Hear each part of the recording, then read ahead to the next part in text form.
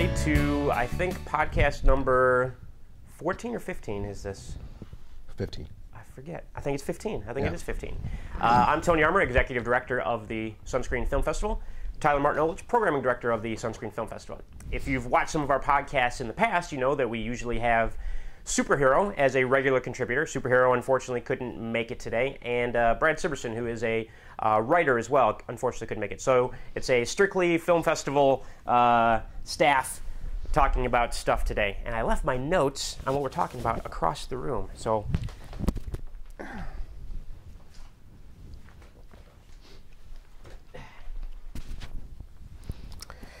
anyways, I was out of town in Los Angeles last week on some festival business, and some other things. And we'll have a couple of big festival announcements coming up soon. It's a little tease there, but we can't quite announce them yet, but they'll be coming up soon. But one of the big things that happened in the news this past week that we have not had a chance to discuss since we didn't do a podcast last week was the huge news about George Lucas selling Lucasfilm to Walt Disney.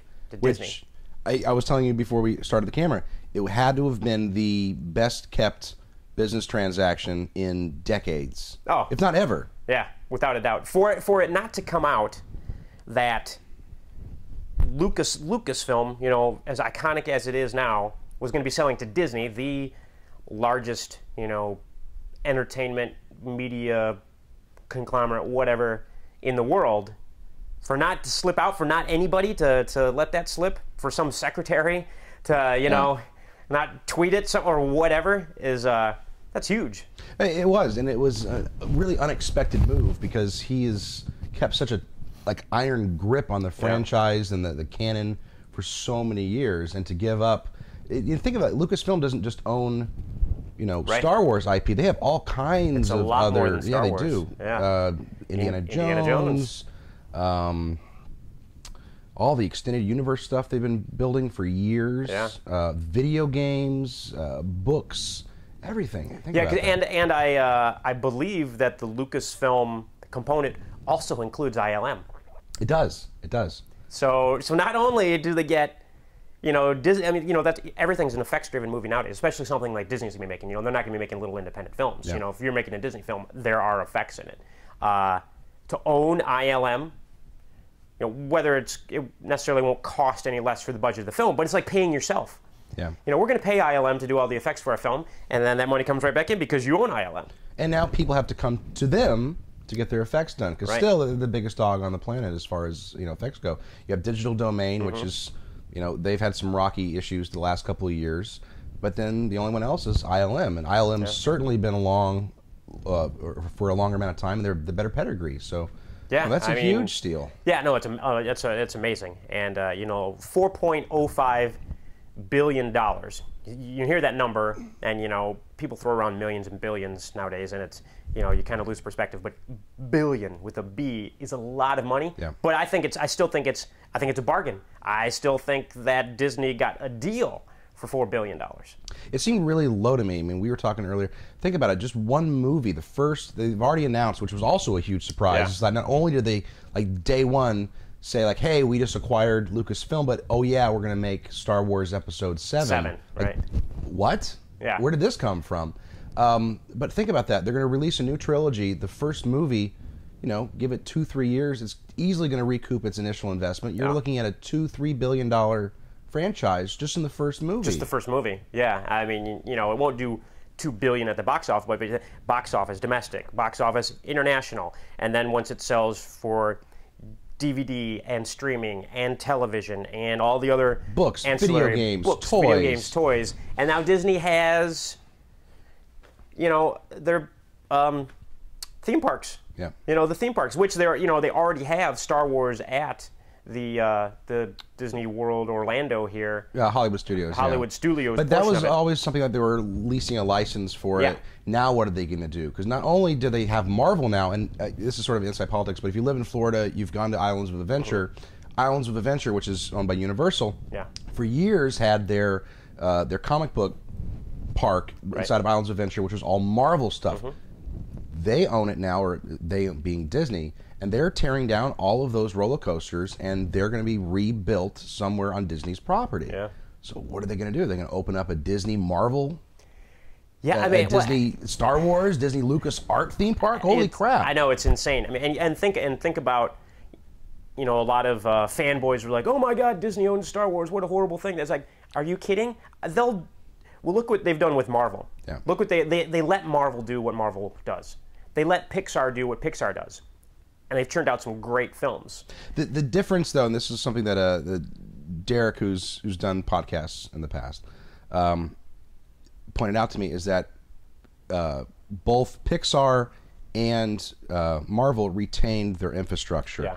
Where Disney came in and put in their own people for the board of directors, and a lot of the management positions are going to be handpicked by Disney. So is that going to tweak the formula that has been in place for so long? Sure. But then think about, you know, how many people were, you know, into the prequels? People didn't like the prequels anyways. Yeah. Phantom Menace was, ugh. If anything, they might have rescued the franchise. That's what I'm saying. You know, the films, the Clone Wars has been great. And you know, one of the main reasons I think for that is because there's a creative team that's been doing it that is not George Lucas. Yeah. I mean, give George Lucas all the credit in the world for creating Star Wars and doing what he's done. But when it comes to him directing Star Wars and writing the stories for the last 3 films, ugh. You know, the best, you know, a lot of people, and in my opinion, my favorite, the best of all of the 6 Star Wars films was Empire Strikes Back. Yeah. And who directed that one? Not George Lucas. George Lucas. Yeah. Lawrence Kasdan, I believe. I have the poster right there. I'm sorry, Irving Kershner. Lawrence Kasdan's a screenwriter. But yeah, so Irving Kershner directed the one film that was not directed by George Lucas. It was the best of the bunch, basically.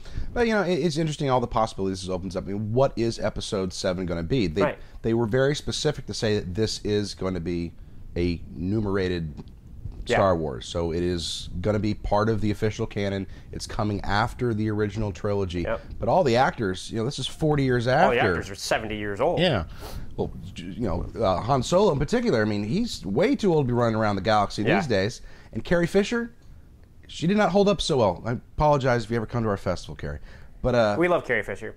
But, you know, when the ravages of time. Exactly. I mean, the only one that really holds up is Mark Hamill. What are you going to do? Stick him on a treadmill for a couple days and say, hey, lose the weight? Yeah, you know, well, I can see them, you know, bringing them back to kind of tie in. I mean, you have to bring them back just to tie it together.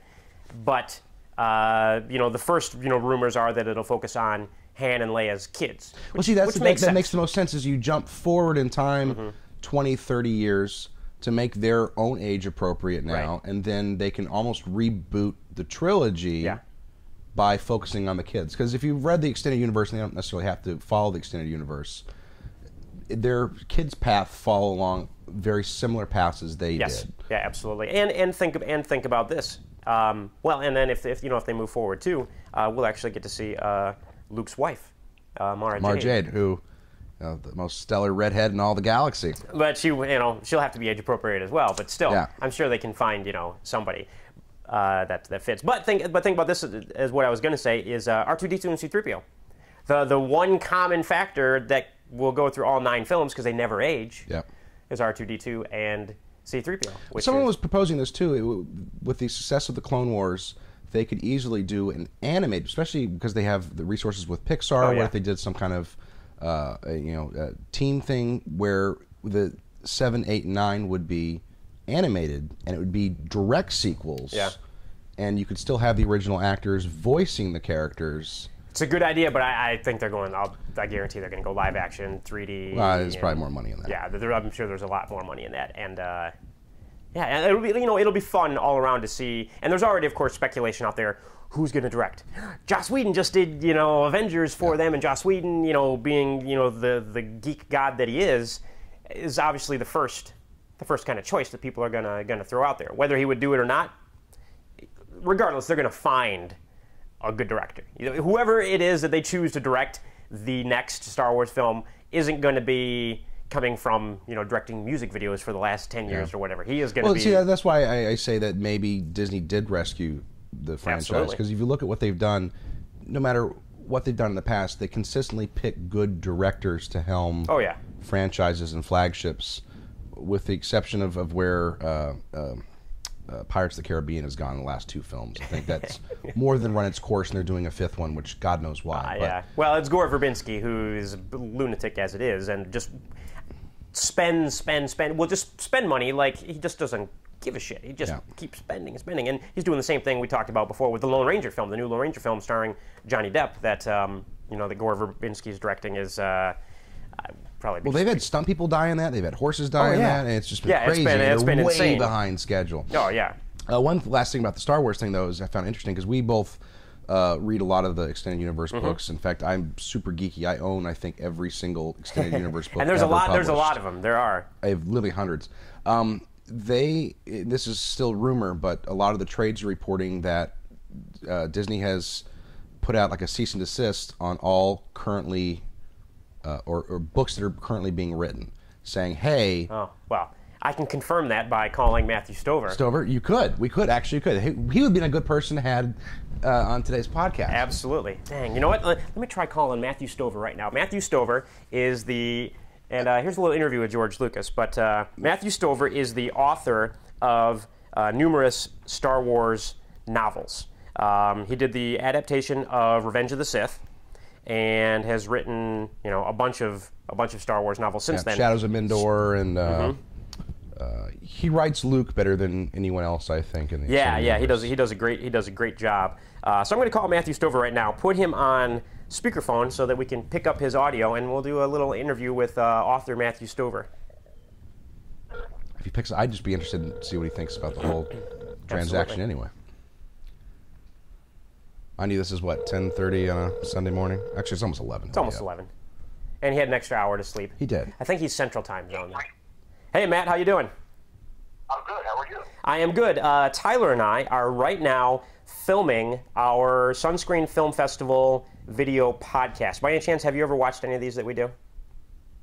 I've watched a couple of them a while ago, but it's been a while. Well, we were just sitting here, and I was in LA last week, and we didn't have a chance to talk about it, so we're talking about Star Wars right now. And I was saying, you know what? I should call Matthew Stover and put him on the phone, put him on speakerphone, and talk to you while we're doing the podcast. Do you mind having your voice be on our video podcast here? Oh, not at all. Not at all. That's great. Well, great. Well, okay. Welcome, Matthew Stover, author of numerous extended universe Star Wars titles, and also the Acts of Cain. And you have a new Cain book that just came out this past spring, correct? Might as well plug that real quick while you can. Yeah, that is correct. The book that I published last spring was called Cain's Law, and it is the 4th and final volume of the Acts of Cain, at least so far. It sort of completes the story arc that is begun in Heroes Die, and continued through Blade of Kai Shao and then Cain Black Knife. Well, good. So you heard it right here, and I'll put the graphic up on the screen when I edit this so that you can see where to find Matt's books. So, Matt, huge news this past week. I'd like to hear your thoughts on Disney buying Lucasfilm. I think it's great. That's exactly what we were saying. Sorry? I said that is exactly what we were saying. Yes, I think it's great. I heard it and I was absolutely thrilled. I know that that there are many Star Wars fans that were and are upset about this, anticipating disaster, but I don't see it. I don't see it, especially given the way that Disney has handled the properties that they took over from, Marvel, when they bought Marvel. The post-Disney acquisition films, superhero films, are almost all way better than anything that we were getting before. I mean, Iron Man, right? Absolutely. Yeah. The Americans are all movies, and they're respectful of their source material and using A-list actors, good writing, good directors. I mean, I can only imagine that this is one of the best things that could happen to the Star Wars franchise. Yeah, and we totally agree. We were just discussing that, saying, that George Lucas probably isn't the best choice to actually direct, you know, the 5 out of the 6 films that he actually directed. That you know, my favorite of the ones was directed by Irvin Kershner. Empire Strikes Back was a film that Lucas didn't even direct, and that we think that whoever comes on board, you know, is going to be a top-notch director, and that will probably do a phenomenal job with it. I think so. Although I should point out, I had this point made to me by somebody at LFL back in the early 2000s when I was out there, that even though nearly all Star Wars fans agree that The Empire Strikes Back is by far the best film of the series, it made the least money and got the worst reviews. Yeah. I mean, the results. The critics. I went back and looked at some of the reviews from '83 when it came out. They didn't like it. Yeah. It wasn't fun. It was too dark. It was, you know, too grim, too confusing, too inconclusive. Nobody liked it. So you can. I think I can kind of see why Mr. Lucas went back to taking the reins in his own hands. Sure, absolutely. Yeah, no, I would totally see that. And you can't argue with success. That's for sure. You know, obviously, wildly successful beyond imagination, really. And so, you know, you have written how many books in the Star Wars universe have you written? I've written 4 novels for Star Wars, including the novelization of what was to be at the time the final film, Episode 6, Revenge of the Sith. Right. Speaking of the books, Matt, this is Tyler speaking now. Now that Disney's acquired LucasArts, does canon matter anymore? Are they going to be respectful, do you think, of what has been compiled in the extended universe over all these years that fans have loved and have almost learned and memorized as if it was, you know, historical fact? Or are they going to take this in a completely different direction? Well, let me just point out that the hottest Star Wars property currently going is the Clone Wars animated TV show. Yeah. Which is it's a great show. It's every time I look at that, it reminds me of why I fell in love with Star Wars in the first place. And they're just, when they make that show, it seems to me they're not too interested in canon and continuity. They're just interested in telling a great story that has, you know, Jedi spaceships and lightsabers and all the rest. Right. I should also point out that in the professional community and in some of the higher levels of fandom, there is a recognition that Star Wars has always existed as levels of canon. Mr. Lucas himself thinks of only the films as being canon, the six films, and they're classified in the licensing as what we call G canon, which stands for George.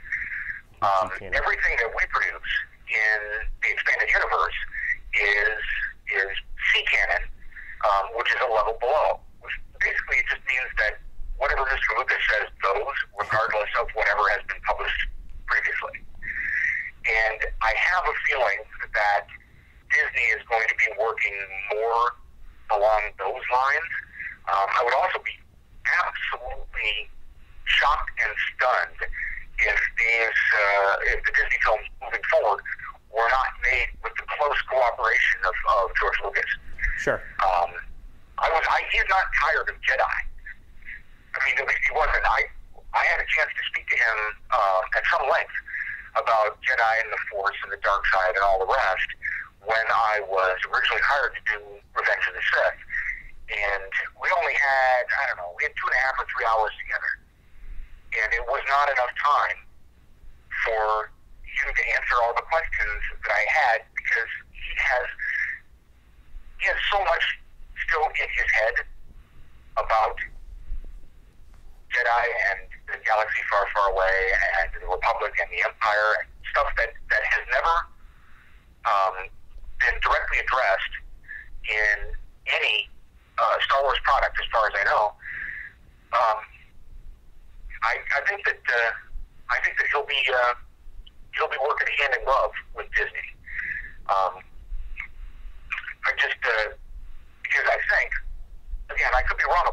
think a lot of the fun for him is in imagining all of these things, and then he can let other people do the hard work. Yeah. Yeah. How much fun will that be for him? Is like now, you know, well, I just got a $4 billion payday, and all I have to do is give you the ideas, and you create it. I could stay away from the hard work of creating. You create, and I'll tell you what it should be. Right. And also, let me point out that he doesn't need the money. No, right? No, he really doesn't. Exactly. My understanding is that the $4 billion is going to his educational foundation. Yeah. So let me ask. You know, he's trying to he's leveraging what is arguably the most iconic American cultural artifact of the last 50 years, and using that to provide scholarships and school support stuff. I think it's awesome. Yeah, that's what I had heard, is that he part of the reason getting out of sort of operating the Lucasfilm was so he could focus on his philanthropy. Yeah, that's my understanding. Again, I've not spoken with him since 2004, so that's just for what it's worth. I have the same sources as any of the rest of America. Well, one last question for you. If you could look into your crystal ball, where do you think Disney might take episodes 7, 8, and 9? Where do I think? Story-wise, like what story do you think it's going to be? Han and Leia's kids? What do you think? I am not sure. That's what everyone assumed all along, that it was going to be, Luke was going to be moving into a Yoda-like or Obi-Wan-like role, bringing along Han and Leia's kids and the next generation of the main cast of the films. But there are a lot of other stories that can be told. Yeah. Dark Horse Comics had a terrific run of stories based on Luke Skywalker's great-grandson, I believe, Cade, some 100 or 120 years after Return of the Jedi. Yeah, Legacy of the Force. Yeah, wonderful There's run. a lot of stuff that they can do. Yeah, that's the thing. There's so much out there. I think people are really people are grasping, and they want a tie back to the original films, the Skywalker line. From Anakin to Luke, now on to and that's been a through line through all the movies, has been Skywalker. So it makes sense to have a Skywalker. I mean, why not necessarily Han and Leia's kids? It could also be Luke's kids or whatever. It's gonna. The Skywalker line will continue on somehow through there. Is sort of the thought process, I think. I hope so. I mean, he was one of the under a previous name, he was one of the inspirations. That character was one of the inspirations for the franchise in the first place. Mm-hmm. I will tell you this. I have in my imagination, I see a scene where a bunch of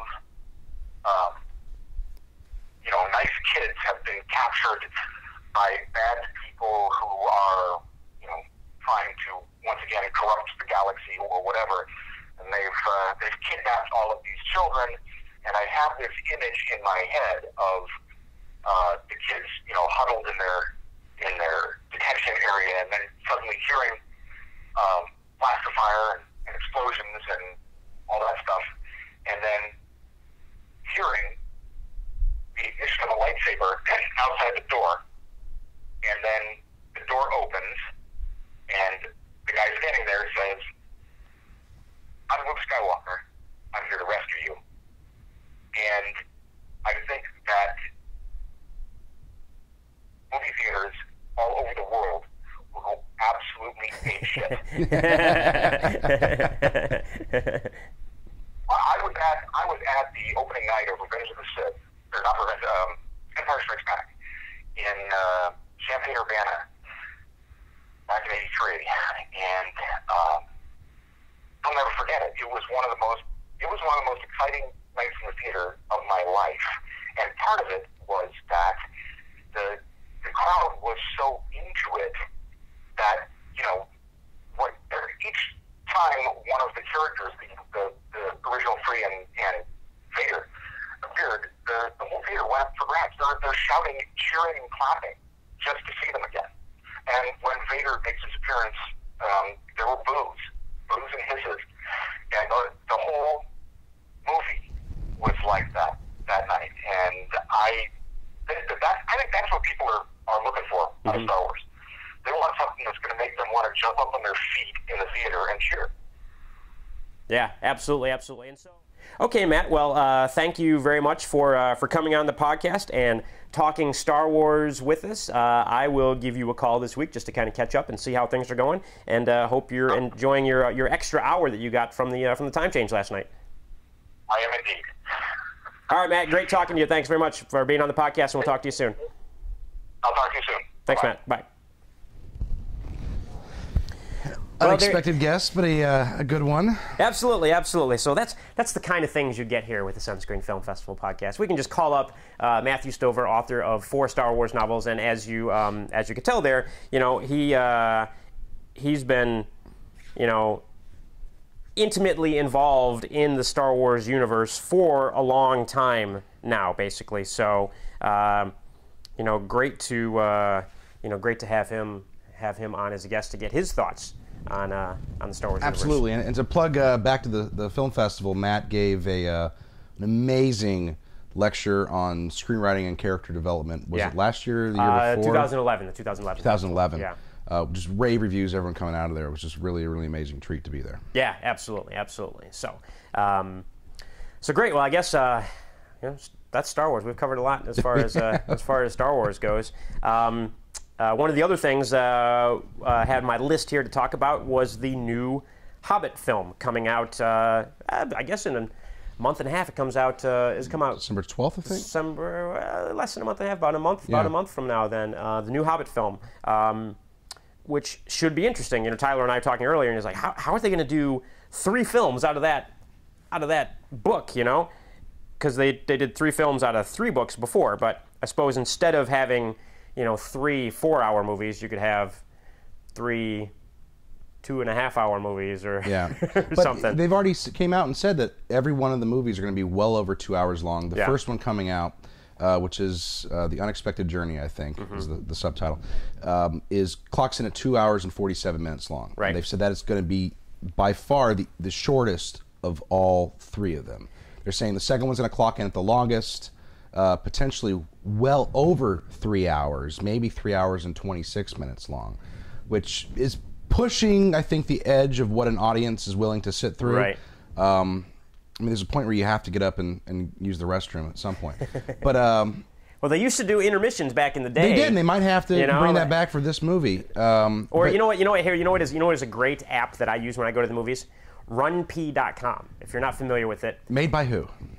It was made by Carson Palmer's younger brother, who was a backup quarterback for the Cincinnati Bengals back in the day. I don't remember what his something Palmer. It is Cody Palmer or something like that. And I remember first seeing it when I was watching the HBO, training camp Hard Knocks with the Cincinnati Bengals a couple years ago, and he's like, I had this great idea for for a website called RunP. And I was like, really? And so, and now there's an app for it that you pull up the movie on your phone, hit it, and it comes up and it tells you 42 minutes into the movie, this happens, perfect time to go pee. And it tells you what happens at that point in the movie. And there's even a timer that you can set so that at the points when it's okay to pee, your phone will vibrate. Yep. And so when the movie starts, you hit the timer, you put it in your pocket, and it vibrates and says, if you got to pee now. That's great. You can sit there at the urinal and you can read the synopsis of everything you're missing. Yeah. So and they make sure it's like a not important section of the film that, it's not a big deal for you to miss. So it's a very cool app. So you probably be using that RunP app to go see, the new Hobbit films. But we were talking about the book itself. I mean, it's been a year since I've read it, so I just reread it a year ago because I knew the movies were coming up, and I was rereading. I was like, this is good. This could be really, really visual. Yeah. Obviously, very similar to Lord of the Rings. I've got the trailer going here in the background, but you know, the thing with most adaptations from a book is you lose a lot of the detail in there. Well, you're going to make 3 movies out of 1 book. You're going to Squeeze everything in. You're going to squeeze everything in. There's not going to be anything missing from the books. That's and for there sure. is, if you think about it. I mean, the first book, you have just the meeting of the dwarves. You have the journey to Riverwind, or what's the Elven town? The elf town. City. Yeah. And then you go to the town where they get into the beer barrels and float down the river, and you have the trolls and the spiders. And there's a lot of walking. There is. You know, just there like is. the first one. You know, you're just like, man, you get some horses or something. But yeah. And the second movie, they got Smaug the dragon. The third movie, they have to be dealing with the War of the Three, or how many? What is whatever the war is at the end? Yeah, there's a big battle, armies, you know, all that fun stuff. But the controversy was they shot it, I believe, at 48 frames. Yeah. As opposed to the more traditional 24. And it was at Comic-Con San Diego, or it might have been New York. They showed an early press screening of a couple scenes, and people were irate that it looked terrible. They thought it looked terrible because the human eye is not used to seeing the extreme detail that you'll see in 48 frames per second. You know, the funny thing is actually we actually prefer it when things don't look as good. If you talk about 35 millimeter, you know, there's a graininess, a grittiness, a fuzziness to 35 millimeter film as opposed to, you know, crystal clear HD, you know, image. And people just aren't used to seeing that. And then take that HD image and, you know, make it 48 frames per second, and people did not connect with the look of it at all. No, they didn't. They said it looked so real, it looked fake. Yeah. I mean, they were seeing details that they shouldn't be seeing, and it's hard to make the effects look good enough, even at this budget level, to then fool the eye at that point, because there's that stark contrast between, okay, that's clearly digital and that's real. Where in 35 millimeter. At 24 frames, you know, there's the middle ground where you can sort of have that haziness. Fuzz it out. Fuzz it out. Yeah. Well, and, you know, same thing when, you know, people see something that is shot on video of, you know, video 30 frames per second or film 24 frames per second. You look at it and, you know, video, there's a starkness, you know, to video that, you know, if you watch the news or you watch, you know, a film, there's an obvious difference there, and people look at it and be like, oh, why does that look so bad? Well, it's because it's, you know, so now take that and make it 48 frames per second. Well, it's going to be interesting whether this is going to be just a one-off experiment or this is going to be the sort of the new way we move. If you remember back to the 80s when we were having the VHS Betamax wars, people were having a lot of the same complaints.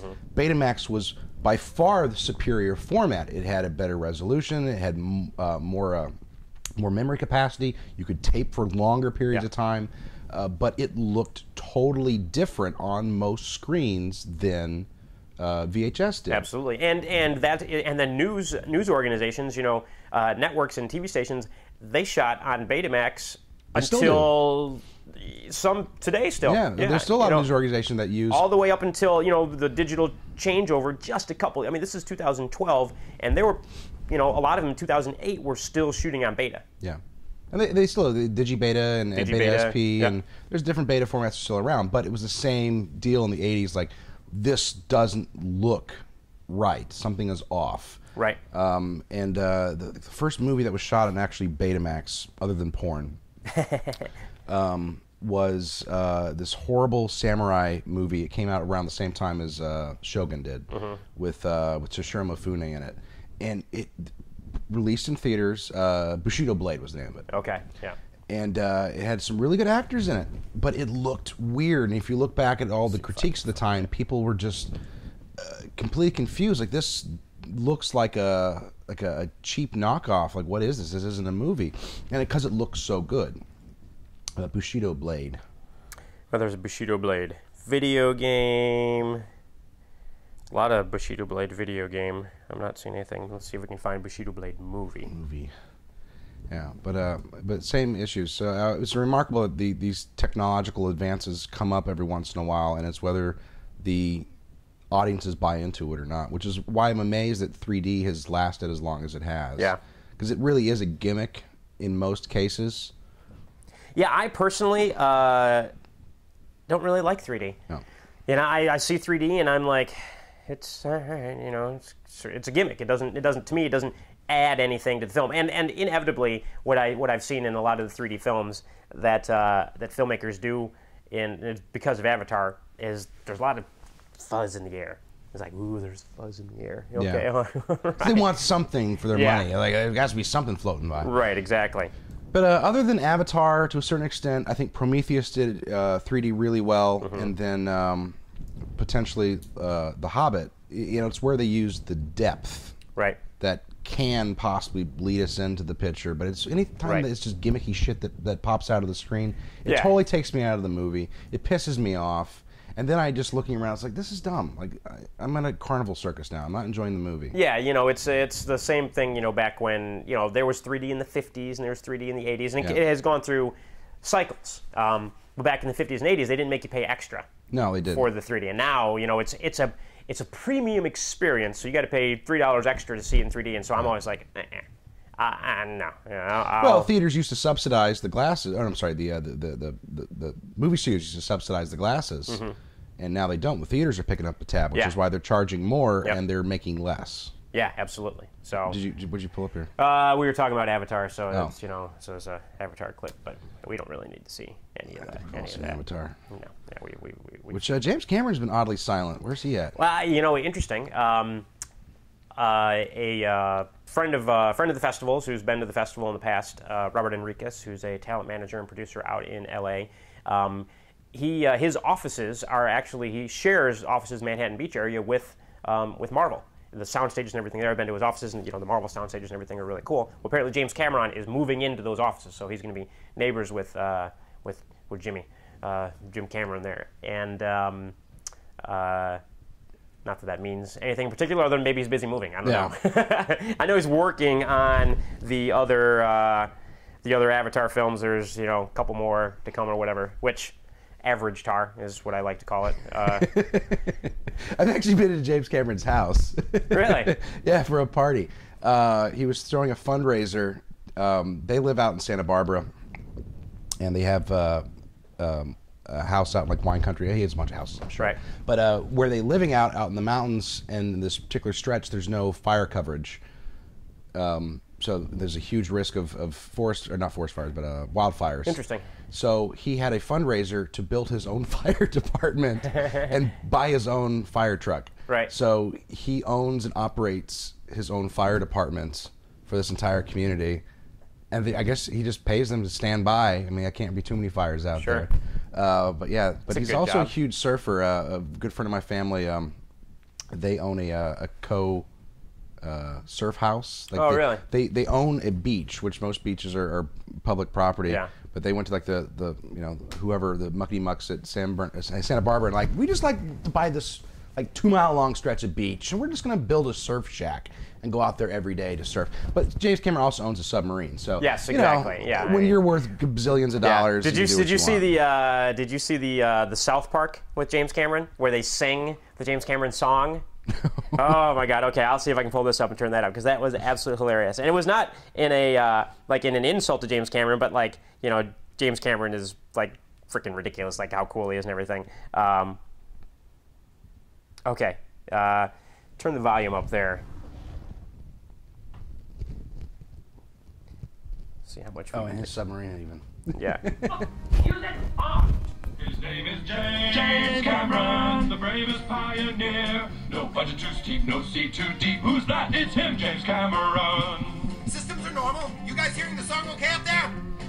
James Cameron, explorer of the sea. Yes, James, we hear the song. Descending to 1,000 feet. I don't see the bar yet. Looks like it must have sunk pretty low. With a dying thirst to be the first. Could it be? Yeah, it's him, James Cameron.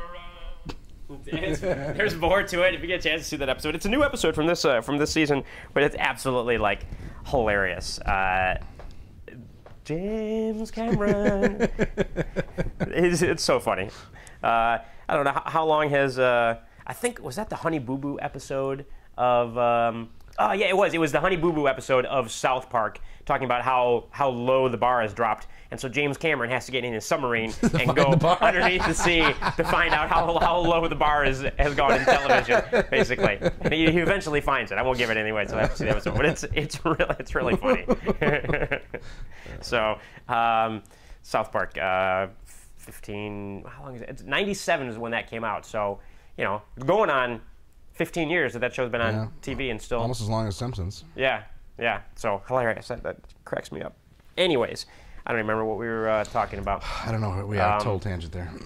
Yeah, something that is on our list here that I wanted to bring up real quick. Not anything really entertainment news, but sort of entertainment news. I can't remember. In an issue of Hollywood Reporter, there was the son of a big time producer or director, something like that. He was probably like in his mid-20s or 30 or something like that. Now, I can't not remember his name, but it was talking about, you know, like fashions. And Tyler and I were discussing how fashions in Hollywood are not fashions in the rest of the world, or in the rest of America, at the very least.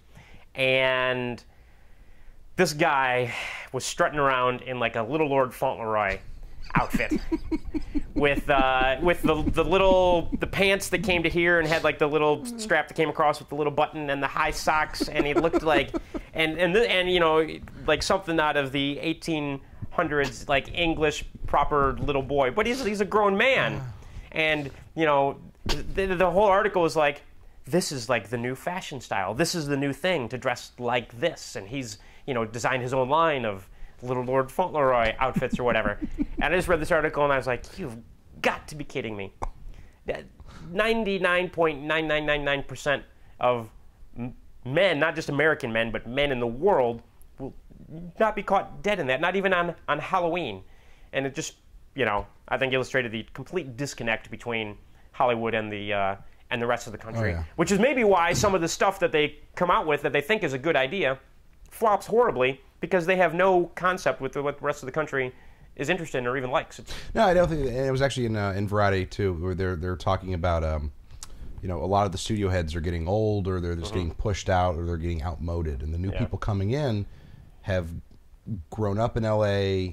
They've been in part of this business for so long that they've become disconnected from reality. Right. And there's this fear that a lot of the chances you've been seeing taking over the last 10, 12 years with sort of the independent revolution is going to come to a quick end, because these people are not buying it anymore. They want to do fewer movies and just focus on the blockbusters.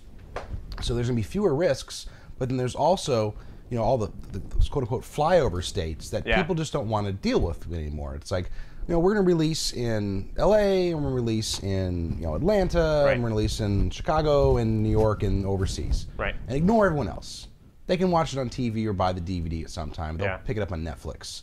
So that there's less of an interest in appealing to either niche audiences or mass market audiences in places other than the quote-unquote elite cities. Yeah, which it makes no sense unless you're television. Now, if you're television, you're everywhere and you have to appeal to people. But even then, they still, you know, they should force executives to go live in Toledo, Ohio for a month and see what the people there like. Go live in Jacksonville, Florida for a month. Go live in Starkville, Mississippi.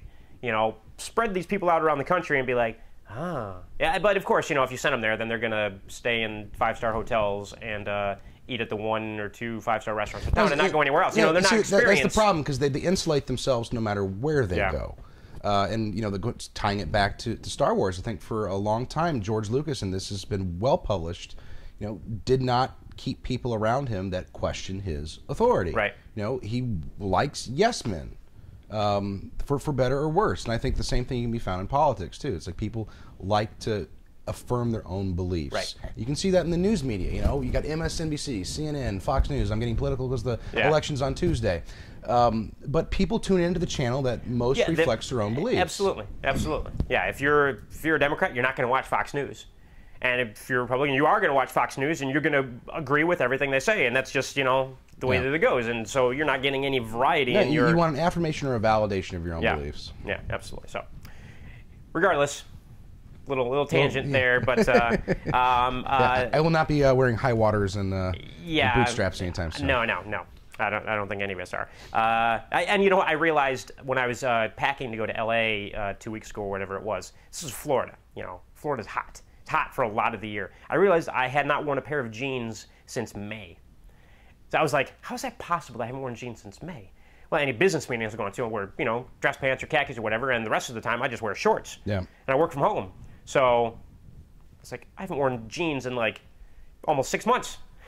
I'm going out to Arizona for the first time for Christmas. I was thinking the other day, I haven't seen snow in 15 years. Oh, that's crazy. Haven't seen it at all. Not that we're complaining. Not even a flurry. Love Florida. I kind of like to see snow. I do. I like to go. Well, yeah, you go I like to go skiing skiing, snowboarding, and see it that way. I don't want to live in it. That's for sure. This has nothing to do with film festival. No, none whatsoever. So moving on, Dexter. Dexter is in season 7 right now, and it is Sunday, so there will be a new episode of Dexter tonight. Dexter in the final and last season of the series, which it's about time. I think it's sort of run its course. I had to do something here. I think his character's fallen flat the last couple seasons. Yeah. He just doesn't have that menace anymore. Right. Because we know all of his tricks. And now he's gotten so brash and bold.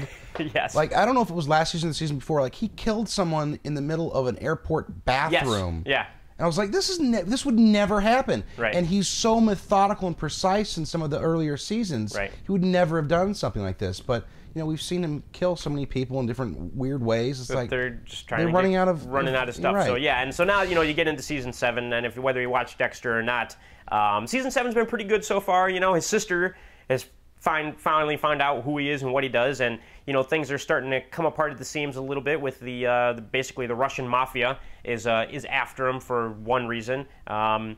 And the police captain is sort of figuring out that something might be going on. Not necessarily. Anyways, we're not giving anything away if you're watching the series, Yeah. but it's coming along pretty good. But about time to end it. It's run its course, and I think generally, when it comes to television, 7 seasons is usually the number where they max out and they just stop at 7. Did Sopranos have 7 or 6 seasons? How many was Sopranos have? Probably right around there. Right around 7 seasons. I So could be wrong. if you make 7 seasons, generally, it's kind of the accepted norm that they're just going to cancel you after 7, Yeah. unless you're Simpsons or something animated like that. That's a little different. But not many animated series make it that long. There's a few recent series. Smallville went 10 or 11 seasons before they finally, and that should have ended a long time ago. They really butchered that in the last, 4 seasons or whatever. So yeah, Dexter is into season 7 here, so it's been pretty good so far. Looking forward to seeing. I still watch. I TiVo it. Yeah, same thing. But I haven't been a serious Dexter watcher since season 5. Yeah, it used to be, oh my God, I can't wait to see what happens next week, and now it's like, oh, all right.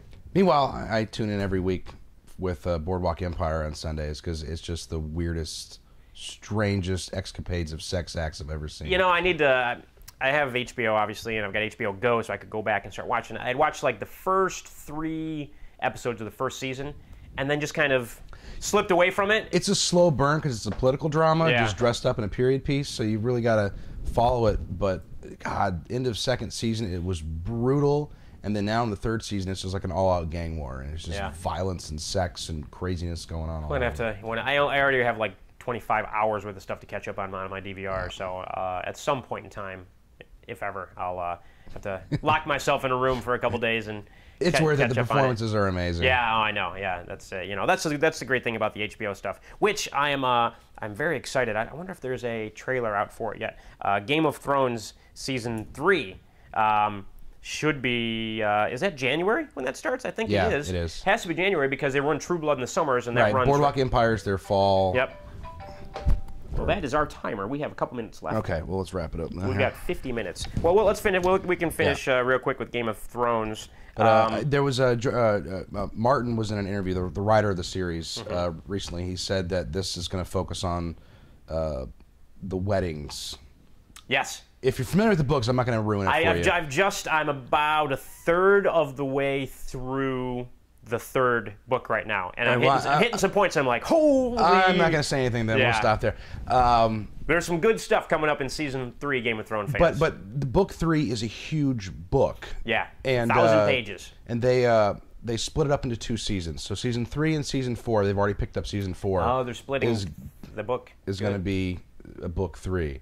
Good. So really exciting. There's a lot to cover in that. That's for sure. Yeah. Well, book 3 is interesting because a lot of the more magical elements start getting introduced. The dragons play a much bigger role. Start to grow up a little bit. The war on the other side of the wall really heats up. Yeah. If you guys watch the series or have read the books, Season 2 ends with the battle at King's Landing, but also going on in the north. Going on to the north, yeah. It ends with Sam, the fat, pudgy friend of Jon Snow, huddling under a boulder with all these wraiths. The others. Yeah, coming over, and that just turns into a total mess, free-for-all. And then it's such a good book, though. Yeah, no, I'm really enjoying the book so far, and very much looking forward to season 3. It's some of the best written characters. Yeah, they're really good. And the interesting thing, for those people that have not read the books, and this won't be giving anything away, they obviously had to make this change for television. But in the books, the characters are much younger than they are on TV. For example, Daenerys Targaryen, who, the girl with the dragon, she's 13 years old in the book, So they weren't very well going to have a 13-year-old girl having sex with Khal Drogo on screen on HBO, So they bumped them all up to legal age. Jon Snow was like 14 in the books, and he's like 18 to 20 in there. Well, Theon Greyjoy is they kept him right around the same age. Right, he's the same age as Robb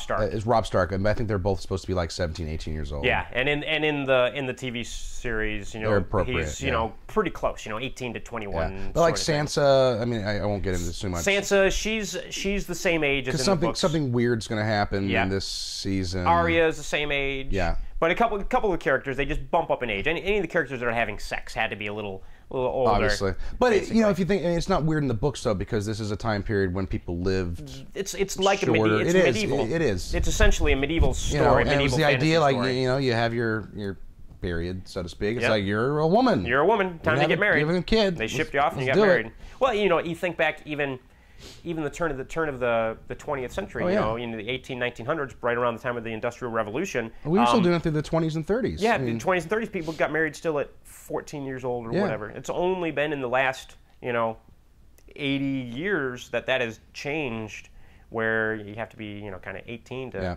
get married or whatever. So I think it's a testament to the writing overall, though, that they had to change so little as far as the dialogue goes from the books. Yeah. And Tyrion is such an amazingly written character. Yeah, Tyrion, the dwarf. Yeah, Peter Dinklage, the actor who plays him, fantastic. Love him. He does such a great job, and it's the same character in the books, that same wit and that same sensibility, and to be able to find an actor to portray that on screen is outstanding. So that was a lot of fun. So that's I don't think they could have done it without him. No, I don't know what the PC term is. There's not too many little. He's a midget. He's a midget. Or dwarf. I don't know. What's the one that's proportionally correct? I think it's dwarf. I don't fucking know. Well, they call him an imp in the book. An imp. But either way, but he is a phenomenal actor. I mean, just absolutely. One of the greatest thespians, I think, we'll look back on of this last decade or two. Yeah, no, great job. So good to see that. So, well, I think, that's going to wrap it up here for the 14th Sunscreen Film Festival. 15th. You know what? I'll check and see. It'll say correct on the title, whatever number this is. Thanks for joining us, and we'll see you next week. Oh, hold on. Let's plug Doc. Oh yes, absolutely. Chris Doc Wyatt, producer, director, writer, who is a writer on the Disney Avengers animated TV series, the Ultimate Spider-Man TV series, producer of Napoleon Dynamite, what he's most well known for, probably a dozen other films, and he's also a writer on 3 or 4 other animated series, Teenage Mutant Ninja Turtles, comic books. Writes Captain America better than anyone. Outstanding. I love Doc. Outstanding. So Doc is going to be here in St. Petersburg, Florida, doing a 3-day filmmaking workshop for the Sunscreen Film Festival, not to be missed. Like 8 hours each day, really, really in-depth. So if you have any interest in film whatsoever, it would definitely be worthwhile. Go to the Sunscreen Film Festival website. Right on the front page there, you'll see information on how to sign up for this workshop, November 30th to December 2nd. Best thing you'll do all year. If you want to give yourself a Christmas present, that's it. Absolutely. Right there. Absolutely. So thanks very much, and we'll see you next week.